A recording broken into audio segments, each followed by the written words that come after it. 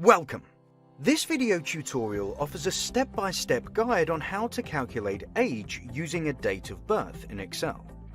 You'll be able to find out the exact number of years that passed from a date of birth until now. It's easier than you might think. Let's take a look. Hello and welcome to EasyClick Academy. My name's Frank, and together with our EasyClick team, we're here to make sure you'll be able to use Excel in a quick and easy way, thanks to our digestible video tutorials. The most suitable function to calculate age in Excel is the function dateDiff. Before you use the function, make sure the data table is formatted properly. The cells with dates must be formatted as date, and the cells to display the calculated age need to be formatted as number. Select the cell to display the result, enter the equal sign, and right after, type in dateDiff. Now we need to enter three details. The first one is date of birth, so click in the cell B3, then add a comma, and Excel now needs today's date.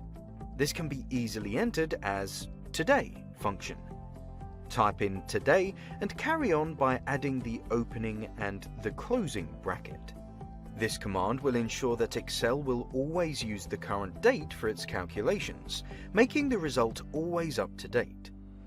If you need to use any other date than the current one, you can use a separate cell to store this information and refer to this cell in the formula, just like we did with date of birth.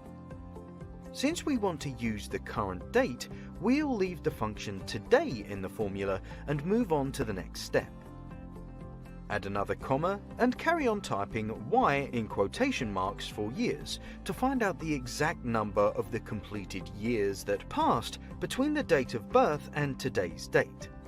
Now just close the brackets and hit enter. Good job! The function can now be used to calculate age in the other rows too. Simply copy the formula from the first cell by dragging down the bottom left corner of that cell. And that's all it takes. Each row now contains the calculated age as the number of completed years that passed between the date of birth and today. To find out the exact number of days or months, watch our video tutorial on how to calculate the difference between two dates in Excel. Check out the link in the description below. If you found this tutorial helpful, give us a like and watch another video tutorial by EasyClick Academy. Learn how to use Excel in a quick and easy way. Is this your first time on EasyClick?